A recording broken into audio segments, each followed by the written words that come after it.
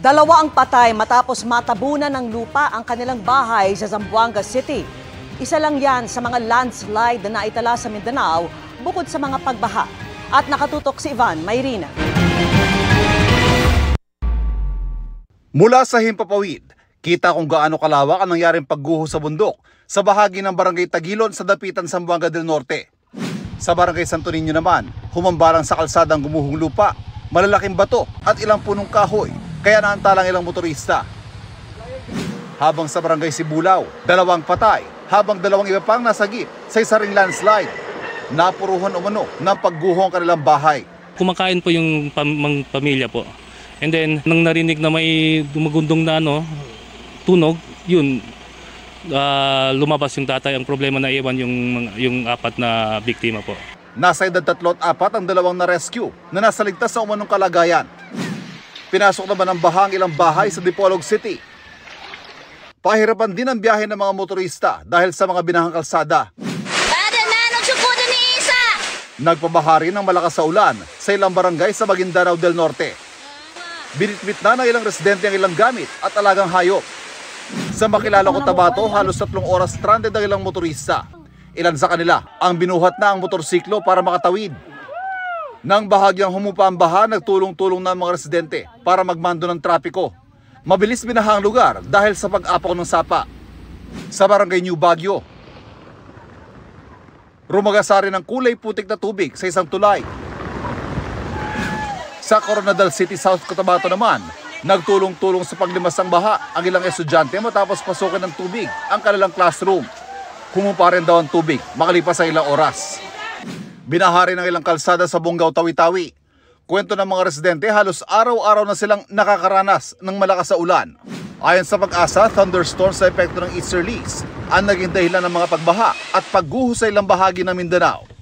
Para sa GMA Integrated News, Ivan Mayrina, nakatutok, 24 oras. Mga kapuso, nasa loob na ng Philippine Area of Responsibility ang minomonitor na low pressure area. Huli itong namataan sa layong 855 kilometers, silangan ng Southeastern Luzon. Ayon sa Pag-asa, nananatili ang tsansa nitong maging bagyo sa mga susunod na 3 araw. Unti-unti itong lalapit sa Northern Luzon at posibleng magtagal sa para hanggang weekend. Patuloy na tumutok sa updates tungkol sa bagong sama ng panahon. Nakapaloob ang LPA sa Intertropical Convergence Zone o ITCZ. Tuloy-tuloy rin ang ihip ng mainit na easterlies. Dahil sa mga weather system na yan, posibleng ulanin ang ilang bahagi ng bansa. Base sa datos ng Metro Weather, umaga bukas mataas na ang tsansa ng ulan sa Mimaropa, Calabarzon at Bicol Region. Gayun din sa ilang bahagi ng Visayas, Sulu Archipelago, Northern Mindanao at Soc-Sargen. Mas malawakan na ang pag-ulan sa hapon at gabi. Halos buong bansa na po yan at maraming makakaranas ng malalakas na pag-ulan, lalo sa Southern Luzon, Visayas at Mindanao. Sa Metro Manila, malaki rin ang posibilidad na makaranas ng pag-ulan bukas, lalo na sa hapon o gabi.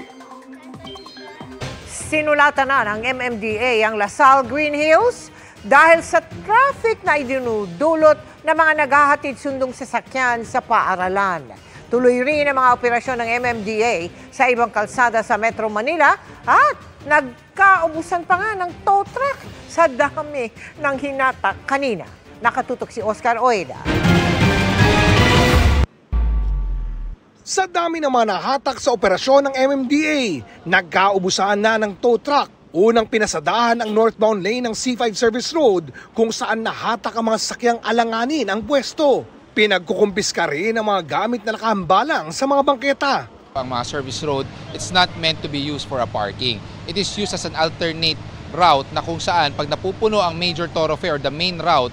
Pagsapit sa Bayani Road sa Taguig pa rin, bukod sa mga sasakyang nato at natikitan, hindi rin nakaligtas ang mga iligal na tindahan na nagkalat sa bangketa. Sa Barangay PP North Side, may pinakamaraming nahatak na sasakyan. Nakatanggap po tayo ng sulat, mismong galing na po sa barangay. Bumalik na naman po yung mga illegal parking. Sa Chino Roses Avenue Extension sa Taguig, pinagtitikitan ang mga nakaparada ng alanganin.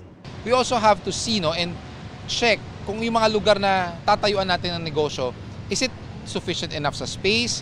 Meron po ba tayong tamang mga facilities? Because we cannot hamper not only the flow of traffic but also yung safety. Mabagal na daloy ng trapiko naman ang inabutan namin kanina sa May Ortigas Avenue, partikular sa tapat ng Lasal Green Hills. Sinulatan na ng MMDA ang pamunuan ng naturang paaralan, kaugnay ng lumalala umanong sitwasyon ng trapiko sa lugar, dulot ng mga sasakyang naghahatid at nagsusundo ng mga estudyante. Ayon kay MMDA Chairman Don Artes, sa kabila ng naunang dialogo, nakapagtala pa rin ng halos 1,000 paglabag sa lugar sa loob ng 1 buwan. Karamihan dito, illegal parking, obstruction at unauthorized loading at unloading tuwing peak hours. Kaya po kami ay again sumulat sa pamunuan po ng eskwelahan na yon at makikipag-coordinate po kami uli. Patuloy namin sinusubukan kunan ng pahayag ang pamunuan ng nasabing eskwelahan. Para sa GMA Integrated News, Oscar Oida, nakatutok, 24 oras. Magandang gabi mga kapuso. Ako po ang inyong Kuya Kim na magbibigay sa inyo ng trivia sa likod ng mga trending na balita. Laking gulat ng isang lalaki mula Surigao del Sur sa kanyang na-videohan.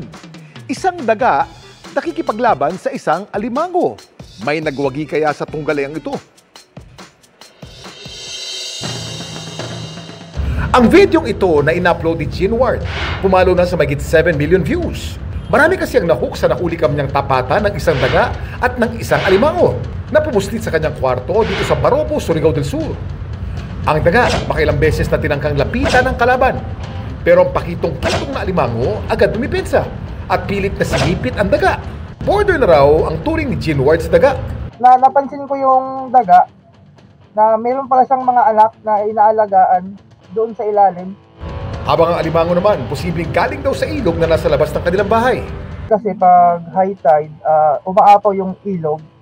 So yung mga tirahan ng mga crab, parang nabubulabog. Yun po siguro ang dahilan bakit napasok doon sa kwarto. Pero nang mapadpad na raw ang dalawa sa ilalim ng kanyang kama, hindi na raw nasundan ni Gene Ward ang kanilang laban. Nagpang-abot sila dito sa ilalim ng kama. Nag-away pa sila actually. Tapos ulang lumabas yung crab, naiwan yung daga dun sa loob. Iwan ko sila nanalo. Pero ano nga bang pwedeng gawin ni Gene Ward para wala na makapuslit na peste o anumang hayop sa kanyang kwarto at hindi na mag-rematch ang mga ito? Kuya Kim, ano na? Ang mga daga sa bahay hindi lang nakakatakot. Maaari din sila maging banta sa kalusugan. Kaya para mapaalis sa mga ito sa ating bahay, dapat alisin ang mga pinanggagalingan ng kanilang pagkain. Huwag hayaan ang mga tira-tirang pagkain sa mesa. Ilagay ang mga ito sa container na may takip. Pirming linisan ang kusina at ang kainan. At siguraduhin may takip ang mga basurahan. Siguraduhin din na matatakpan ang mga butas at siwang sa bahay. Samantala, para malaman ang trivia sa likod ng viral na balita, i-post o i-comment lang #Kuya Kim. Ano na? Laging tandaan, kimportante ang may alam. Ako po si Kuya Kim at sagot ko kayo 24 oras. Walang nakikitang dahilan si International Criminal Court Prosecutor Karim Khan para hindi siya payagang lumahok sa pagdinig sa kasong Crimes Against Humanity laban kay dating Pangulong Rodrigo Duterte. Sagot yan sa hiling ng defense team ni Duterte na i-disqualify si Khan dahil tumayo noong abogado ng mga umunoy biktima ng drug war ni Duterte. Sa isinumiting sagot ni Khan sa Pretrial Chamber 1, sinabi niyang walang conflict of interest sa paghawak niya sa kaso. Ayon kay Khan, wala siyang direktang kinalaman sa investigasyon o pag-interview ng sinumang biktima o witness. Hindi naman siya nagpabayad ng i-review at iharap ang submission nila kay Prosecutor Fatou Bensouda. Pagkatapos, agad din siyang nag-withdraw rito. Naniniwala siyang hindi makakaapekto ang kanyang naging involvement sa pagiging impartial sa kaso ni Duterte. Nakita ng mga bitak ang 2 proyekto sa Kamiling Tarlac, ang isa na pinakamahal sa buong bansa. Madali umanong ayusin ayon sa DPWH. Ang isa naman na may butas at litaw na bakal, kinukumpuni ng aming datnan. Nakatutok si Ian Cruz. May mga butas sa ilalim, litaw na bakal, at mabilis masira kapag tinatapakan. Ganito ang nakita naming kalagayan ng flood control project na ito sa Kamiling Tarlac nang puntahan namin kahapon. 2 taon lamang ang lumipas matapos ngang simulang gawin yung floodway dito sa lugar na ito. Pero makikita nga po natin, may mga uka na matapos yung malalakas na agos dahil nga sa sunod na mga bagyo. At ito, Wala po tayong ka-effort dyan. Natatanggal po yung konkreto na sinemento nila rito. At ayon nga sa mga residente, nangangamba sila na baka kapag tumagal pa at napabayaan ito, baka tuluyang gumuho yung proyektong ito. Sabi ng ilang residente, malaking tulong naman daw ang proyekto dahil naibsan ang hanggang baywang o dibdib na baha na dati nilang nararanasan. Kaya kabado sila sakaling mapinsala ng tuluyan ng proyekto. Sa amin naman sir, gusto namin parating sa mahal na presidente na sana matignan naman itong islop dito sa barangay namin, dito sa Pindangan Sikan, Kamiling Tarlac. Para mapagtunan naman niya ng pansin ng pinaggagawa ng mga kontraktor. Yun lang po, nais kong may parating sa ating mahal na presidente. Oo, dahil nangangamba kayo na baka saglit na lang magigiba na to. Ayun nga sir. Ang kontraktor ng Slope Protection Project na may halagang 94.5 million pesos, ang Flordes Construction. Patuloy naming hinihinga ng pahayag ang Flordes. Nang balikan namin kanina, nakita namin na nagsasagawa ng repair sa proyekto ang First District Engineering Office ng Tarlac para kumpunihin ang nakitang butas at bitak. Ipapacheck po natin sir para kita po natin yung mga concern po nila para maayos po natin. Sa Kamiling Tarlac din matatagpuan ang pinakamahal na flood control project sa bansa. Ito ang Kamiling Agno River Floodway Phase 3 na nagkakahalaga ng 289.5 million pesos. Nakatulong din daw ito noong mga nakaraang malakas sa pag-ulan dulot ng sunod-sunod na bagyo at habagat. Napuna namin ang ilang bitak sa baba ng floodway. Sabi ng DPWH, maliit na bagay ang mga bitak. Nagka-crack daw talaga ang semento kapag mainit ang panahon. Madali lang daw itong ayusin. Ang Phase 4 ng proyekto halos pareho ang halaga sa Phase 3 at wala naman daw problema sa ngayon ayon sa mga opisyal ng barangay. Para sa GMA Integrated News, Ian Cruz, nakatutok 24 oras. Sa Bulacan umano ang may pinakamalalang nakawan kaugnay sa Ghost Flood Control Projects. Ayon mismo yan kay Senator Ping Lacson. Sa kanyang privilege speech, may mga tinukoy din siyang contractor at kongresista na dawit umano sa mga maanumalyang proyekto. Nakatutok si Mark Salazar. Flooded Gates of Corruption, ang titulo ng privilege speech ni Senador Panfilo Lacson tungkol sa pangungupit sa flood control projects. Wala pa raw sa kalahati ng pondo ang napupunta mismo sa pagpapatayo ng proyekto. Pagkatapos magpartihan ang mga nangungupit at ang pinakamalaki raw na cut sa politiko na nagsulong sa proyekto.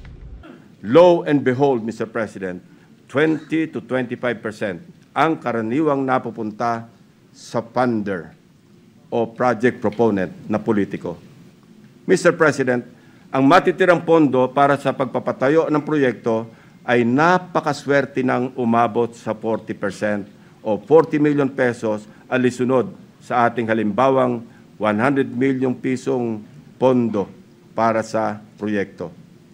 Tinukoy ni Lacson ng isang kongresista sa Oriental Mindoro na nakakuha daw para sa kanyang distrito ng 10 billion pesos o mahigit kalahati ng flood control project ng kanyang probinsya.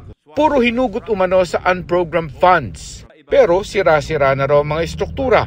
Halimbawa itong sa Nauhan, Oriental Mindoro na pinuntahan ng kanyang team. Mula sa aming sariling footage, kitang-kita ang mga bahagi ng road dike na ginawa noong 2024 na gumuho. Ang nakikita niyong flood control project ay nagkakahalaga ng 204.8 million pesos na base sa official record ng DPWH ay completed project na nito lamang Pebrero 2025. Halos 3 buwan pa lamang ang lumipas, Mr. President. Hindi man binanggit ni Lacson ang pangalan ng kongresista pero nakalagay ito sa kanyang presentation. Si Oriental Mindoro 1st District Representative Arnan Panaligan. Hinihingan pa namin siya ng tugon sa talumpati ni Lacson. Tinukoy din ni Lacson ang mga proyekto sa Kandating, Aray at Pampanga. Ang isa pinondohan noong 2023 ng 91 million pesos. Pero makalipas ang 1 taon, kailangan na itong i-repair at pinondohan ng 2 ulit na 91 million pesos. Ehemplo daw ito ng double insertion na ginagawa ng mga mambabatas. Aba, at nawili na ang funder ng EDMA Reconstruction na siyang palaging nananalong kontraktor sa Kandating, Arayat, Pampanga. Naglagay pa ulit ng 100 million pesos ngayong taon. Buti na lang, pinigil ng Malacanang ang pag-release ng pondo. Grabe rin daw ang pork barrel insertion sa Bawan River Basin sa La Union dahil halos 1 bilyon ang nakuha ng Nagilian habang 623 million ang sa Bawan na pareho namang binabaha pa rin. Sa aming masinsing pagkalkal ay natuklasan naming iisang kontraktor ang naawardan ng lahat ng packages na ito, ang Silver Wolves Construction Corporation. Distinct pa rin, distinguished colleagues. Ito ang nabanggit kong pork barrel insertions kanina, Mr. President. Pero sa Bulacan daw ang pinakamalalang nakawan. Puro kasi ghost project daw doon. Sa Malolos, 2 proyekto sa 2 barangay na tig 77 million ang halaga ay guni-guni lang. Sa Hagonoy, 4 na proyekto na tig 77 million din ang hindi talaga ginawa. 2 kontratista raw ang kumuha ng mga proyektong ito, ang Wawaw Builders at Darcy and Anna Builders. My office is willing and ready to provide the names of the members of this well-organized syndicate inside the Bulacan 1st District Engineering Office, including probable witnesses to testify against them if and when the appropriate authorities will open a formal investigation into these morally wicked schemes to defraud our people of their hard-earned taxpayers' money. Sinusubok pa namin kunan ng pahayag ang Wawaw Builders at Darcy and Anna Builders, pati ang Bulacan 1st District Engineering Office. Para sa GMA Integrated News, Mark Salazar, nakatutok 24 oras. Giniit ni incumbent Oriental Mindoro 1st District Representative Arnan Panaligan na wala siyang kinalaman sa mga flood control project sa Oriental Mindoro na binanggit ni Senador Panfilo Ping Lacson sa isang privileged speech. Ayon kay Panaligan, hindi siya ang nag-propose ng mga proyekto. Anya, nakita na lang niyang nakalista ito sa National Expenditures Program. Hindi rin umano siya kinonsulta ng DPWH tungkol sa mga proyekto at hindi siya ang nagpondo sa mga ito. Hindi rin umano niya kilala ang mga kontratista ng proyekto. Sumulat din anya siya sa DPWH noong July 2024 para ireklamo mga nasirang proyekto at para masigurong tumutugon ito sa standards.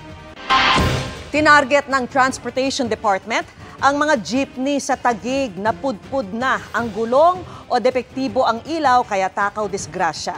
Mahigit 20 driver ang tiniketan, kabilang ang ilang pumapayag magpasabit sa estribo. Nakatutok si Chino Gaston. Oras pa naman ang pasukan sa trabaho kaninang alas 6 ng umaga pero hirap makasakay ang mga pasaherong naghihintay ng jeep sa kahabaan ng C5 Road sa Taguig City. May mga hindi kasi bumiyahe sa pangambang mahuli sa ikinasang operasyon ng Department of Transportation laban sa mga hindi ligtas na pampasaherong jeep. Habang isinasagawang operasyon, may mga sumubok pang takasan ng mga enforcer. Bakit naman pinapara ka na? Parang wala ka namang nakita. Respeto na lang sa enforcer. Traffic kasi sa lisensya. Traffic, pinapara ka na, sa gilid ka eh. Pinilit mong gumitna. Mahigit 20 jeepney driver ang natikitan ng Special Action and Intelligence Committee for Transportation o SAIC ng DOTR. Sinita ang mga jeep na kalbo ang gulong, depektibo o kulang ang ilaw at may mga pasaherong nakasabit sa likuran. Wala po kasi pabili, kabibili pa lang namin ng isang gulong. Nandito pa kayo ng sibo eh. Kailangan okay lang po, kamali naman po eh. Yung nakasabit na pasahero? Wala tayong magagawa, pumilit po sir, mahirap na pasahero sila eh. Kasi sir, mapigilan eh, mo kusang umabol, sumabit. Palagi hong ganun? Pag di mo pababain, wala rin, sasabit talaga sila. Pero para sa ilang tsuper, walang problema ang paghihigpit ng DOTR. Okay lang sa amin yun sir, for safety din yun sir eh. Ayaw lang namin dyan sa yung sa modernization kasi sir, kasi masyadong mahal. Humingi ng paumanhin ang DOTR sa mga pasaherong naabala pero para rin naman daw ito sa kanilang kaligtasan. Nakakaabala po talaga sa mga pasahero, lalo po sa mga estudyanteng pumapasok, tsaka sa mga nagtatrabaho din po na nagko-commute lang.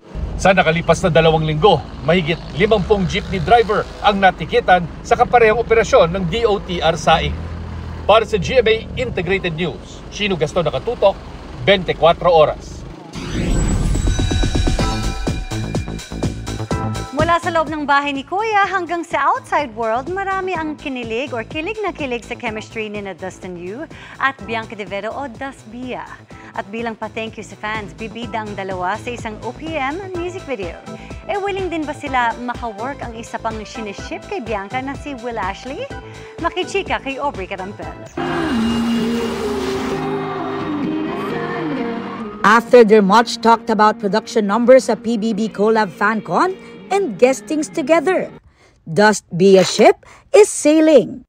Full of kilig ang pasilip sa first official project na magkasama sina ex-PBB housemates Dustin Yu at Bianca De Vera na bibida sa isang OPM music video. Ang dalawa very sweet while sharing a drink habang masayang nagkukwentuhan at nakikinig ng music together. We're having so much fun. I mean, inside PBB, we've had a few acting stints, pero ito, may konting acting din dito. So I get to see Dustin in a different light. So ang saya lang that we also get to work with each other in a different environment. Super light niya katrabaho. Ngayon kasi work na to eh. So super light and super fun. Very natural siya Wow, umarte. Siya din. Sa loob pa lang daw ng bahay ni Kuya, minanifest na nila na magsama sa isang project. Kaya very happy raw sila na natupad ito. Siyempre, regalo rin daw nila ito sa kanilang fans na full support sa kanila simula pa noong pumasok sa bahay ni Kuya. Para sa kanila to?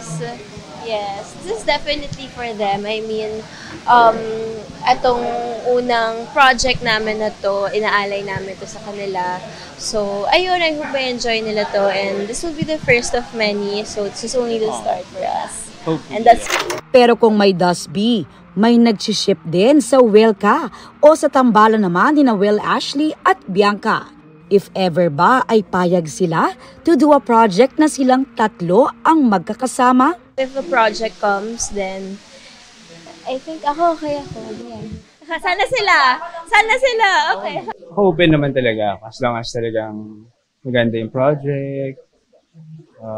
Of course, yung mga kasama ko, Will, Bianca, and kung sino man mga housemates, super magagaling na actor yan sigurado. Marami ako matututunan. Aubrey Carampel, updated showbiz happenings. And that's my chika this Wednesday night. Ako po si Iya Arellano. Miss Mel, Miss Vicky, Emil. Thanks, Iya. Salamat sa iyo, Iya. Thanks, Iya. At yan ang mga balita ngayong Miyerkules. Ako po si Mel Tiangco. Ako naman po si Vicky Morales para sa mas malaking misyon. Para sa mas malawak na paglilingkod sa bayan, ako po si Emil Sumangil. Mula sa GMA Integrated News, ang News Authority ng Pilipino. Nakatutok kami 24 oras.